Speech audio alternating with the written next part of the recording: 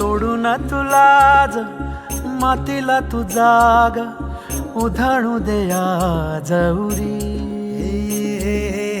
उजाडू दे आज साकड हे माग होऊ दे पहाट नवी आता होऊन जाऊ दे साऱ्या जगाला पाहू दे पडू दे पाऊल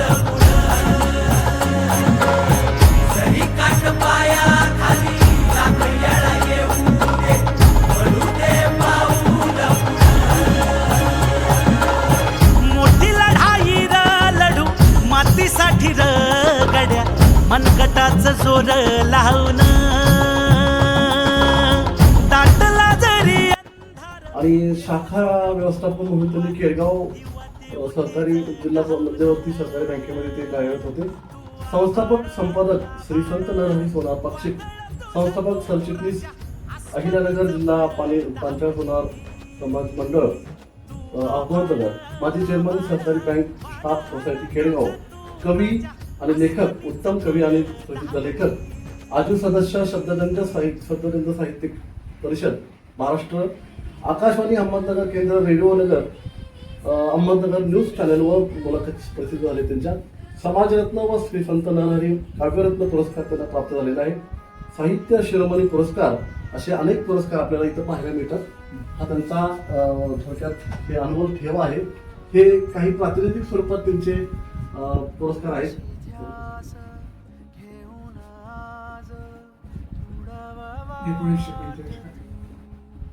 तर सन्माननीय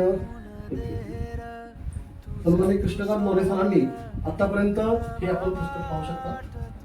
या अशा पुस्तकांच्या त्यांनी 28 पुस्तक लिहिले. आतापर्यंत त्यांनी 28 पुस्तक लिहिलेले आहेत. लेणे अमृत शब्दांचे, प्रेमबंध, गाभूळलेला चिंचा, सर्वार्थ, अभिमान, क्षितिजा पलीकडे, हे असे असते का, आश्रित, वेड्यांची गोष्ट, वेड्यांच्या गोष्टी, स्त्री जन्मा तुझी कहाणी, माझ्या कविता तुमच्याच कविता, महाभयंकर, का नाही, फिनिक्स, वाटेल ते, खरे प्रेम, फक्त एक चूक, सूड,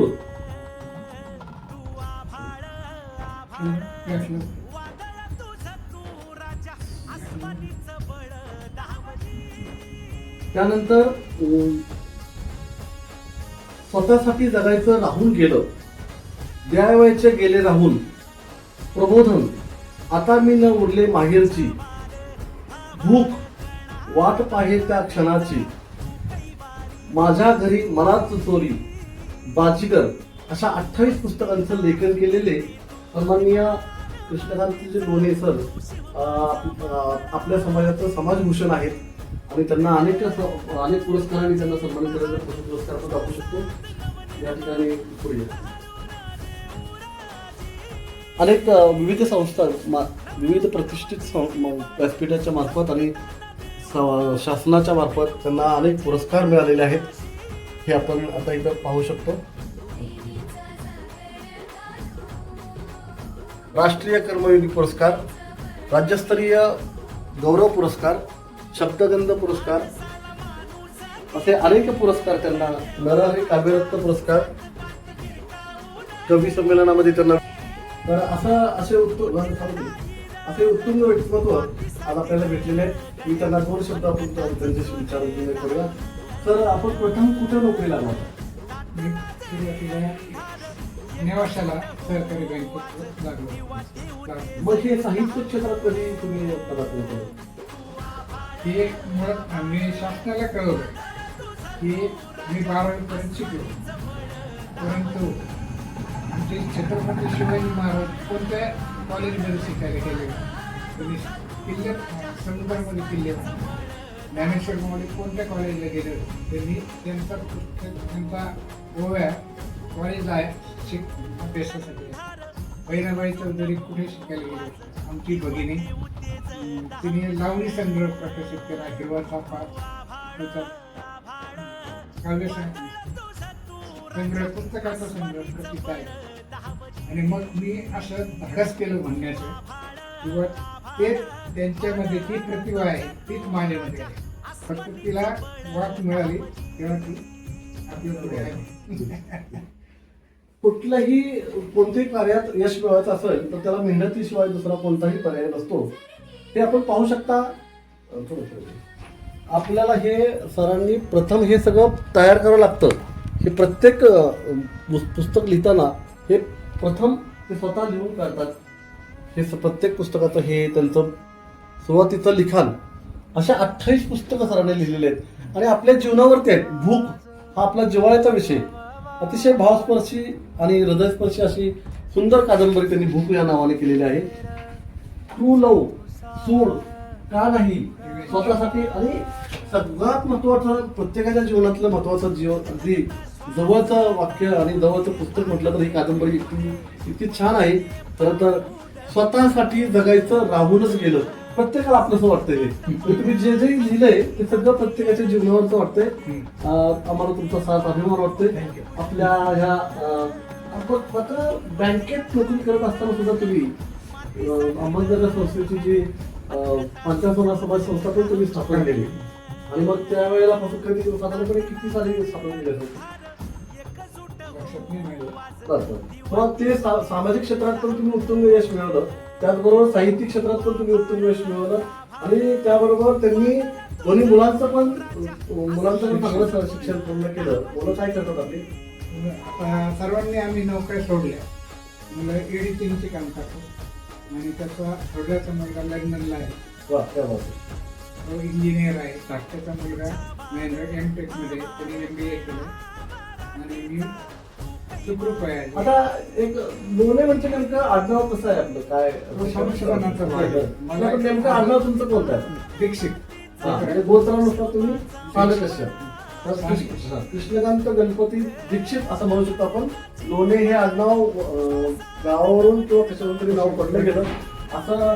आजच्या ह्या वय वर्ष 81 वर्षाच्या तरुणाला आज आपण भेटलो, त्याचा आम्हाला खूप आनंद वाटतोय. आणि आपल्या पुढील आरोग्य संपन्न जीवनासाठी मला एक आनंदाची बातमी तुम्हाला सांगायची की नुकतंच जिल्हा परिषद अहिल्यानगर यांनी त्यांना परवानगी दिलेली आहे. एक साधारणपणे 1000 शाळा असतील. त्या शाळेमध्ये लोणे सरांना 18 तालुके जिल्हा अहिल्यानगर पूर्ण जिल्ह्यामध्ये 18 तालुक्यामध्ये ज्या जिल्हा परिषद प्राथमिक शाळा आहेत त्या शाळेमध्ये तुम्हाला व्याख्यान देण्यासाठी त्यांना परवानगी मिळालेली आहे. आणि मी कर्जतला 2 शाळेमध्ये व्याख्यान दिलं. म्हणजे शरद पवारांचे कॉलेज. अच्छा. विशेष म्हणजे शिरोळी पवार पण होते. तर कर्जतच्या शाळेचं नाव दादा पाटील महाविद्यालय कर्जत. नंतर श्री रविशंकर विद्यामंदिर कर्जत. केळगावचं भारतीय विद्यालय. नंतर खेडकीची शाळा. त्यांना उलट मी देणगी दिली. मान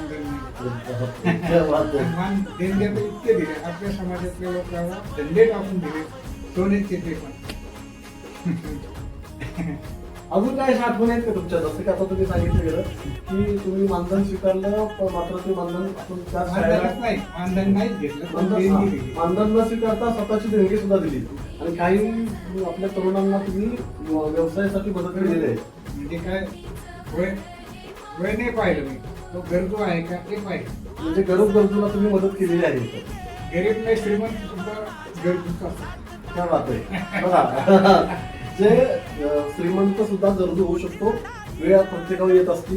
अशी वेळ ज्या ज्या वेळेला सरांना पाहायला मिळाली त्याच्या वेळेला सरांनी त्यांना मदत केलेली आहे. अशी असंख्य उदाहरणं तुमच्या डोळ्यासमोर आता येत आहेत त्यांच्या. आणि ते तेज आणि ते समाधान तुमच्या चेहऱ्यावरती दिसून येत आहे. तर अजून कोणता आपल्याला म्हणजे AI वर व्याख्यान कृत्रिम बुद्धिमत्ता त्याची व्याख्या मी केली. प्रतिमानव ती राज्य शासन आणि भारत सरकारला अवगत होण्यासाठी पाठवली.